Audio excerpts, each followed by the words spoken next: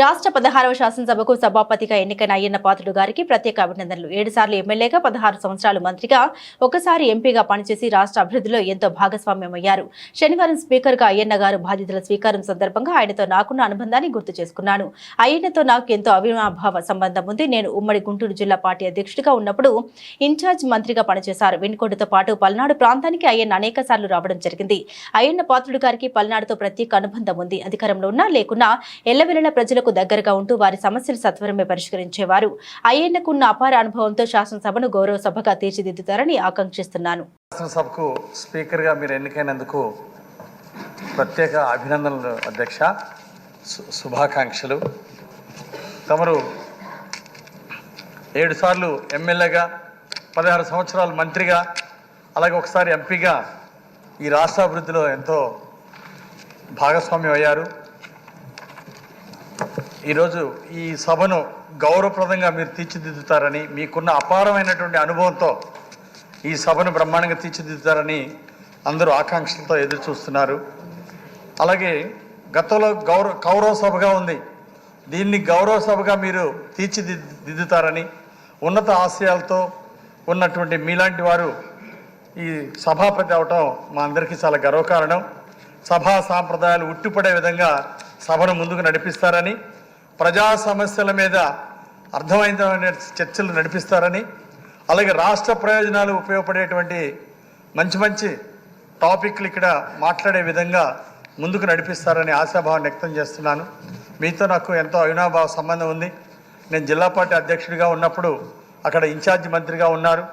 అలాగే మా పల్నాడు కూడా అనేక సార్లు మీరు వచ్చారు. మా వినుకొండ ప్రాంతం కూడా అనేక కార్యక్రమాల్లో మీరు భాగస్వామ్యం అవటం, అనేక పార్టీ పరంగా ఉన్నత ఆశయాలతో మీరు నడిచిన విధానం మా అందరికీ గుర్తుండిపోయేటువంటి విషయాలు.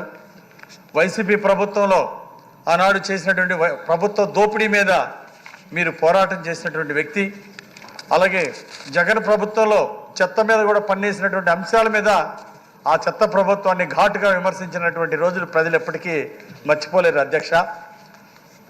అలాగే ఆనాడు మీరు చూపించినటువంటి ఘాటు స్పందనలు కానీ, ప్రజా పోరాటాలు కానీ ప్రజలు ఎప్పటికీ మర్చిపోలేరు.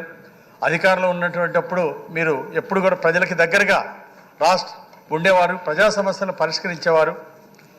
అలాగే ఈరోజు ప్రతిపక్ష నాయకుడు జగన్మోహన్ రెడ్డి, అలాగే వైఎస్ఆర్ పార్టీ ఎమ్మెల్యేలు ఈ సభకు రాకపోవడం చాలా దురదృష్టకరం అధ్యక్ష. కనీస సభా సాంప్రదాయాలు పాటించడం కూడా వీళ్ళకి ఆ సంస్కారం లేకుండా పోయింది. జగన్మోహన్ రెడ్డికి కానీ వాళ్ళ ఎమ్మెల్యేలకు కానీ ఈరోజు ఒక సభాపతిని ఎన్నుకునేటువంటి సమయంలో వారు ఇక్కడ లేకపోవటం, సభా సాంప్రదాయాల్ని గౌరవించలేకపోవటం ఇది చాలా దురదృష్టకరం. అయినా భవిష్యత్తులో మంచి సభా సాంప్రదాయాలు కొనసాగాలని చెప్పేసి కోరుకుంటూ, మీరు విజయవంతంగా ఈ పదవి బాధ్యతలు ప్రజలందరి మన్ననలు, రాష్ట్ర ప్రజలందరి మన్ననలు ముందుకు తీసుకెళ్తారని ఆశిస్తూ, ఇక్కడ సభ్యులు ఎంతో ఉన్నత ఆశయాలతో ఈ సభలో అడుగుపెట్టారు అధ్యక్ష. మంత్రులుగా వచ్చినటువంటి వాళ్ళు, ఎమ్మెల్యేగా మొదటిసారి గెలిచి వచ్చినటువంటి వాళ్ళు వాళ్ళ ప్రాంతాన్ని ఎంతో అభివృద్ధి చేయాలని ఆకాంక్షతో ఆశయాలతో వచ్చారు. చంద్రబాబు గారి నాయకత్వంలో బాగా పనిచేసి రాష్ట్రాన్ని అభివృద్ధిలో ముందుకు తీసుకెళ్లాలని, పేదరిక నిర్మూలన చేయాలనేటువంటి ఉన్నత ఆశయాలతో ఒక ధ్యేయంతో ఈ హౌస్లోకి అడుగుపెట్టిన వాళ్ళు ఉన్నారు అధ్యక్ష. వాళ్ళందరూ ఆకాంక్షలు నెరవేరే విధంగా ఇక్కడ అర్థవంతమైన చర్చలు జరుగుతూ ముందుకెళ్లాలని, ప్రజా ప్రయోజనాలను దృష్టిలో పెట్టుకొని ముందుకెళ్లాలని కోరుకుంటూ మరొక్కసారి మీకు శుభాభివందనలు తెలియజేస్తూ సెలవు తీసుకుంటున్నాను అధ్యక్ష. Thank you. రమేష్ బాబు గారు.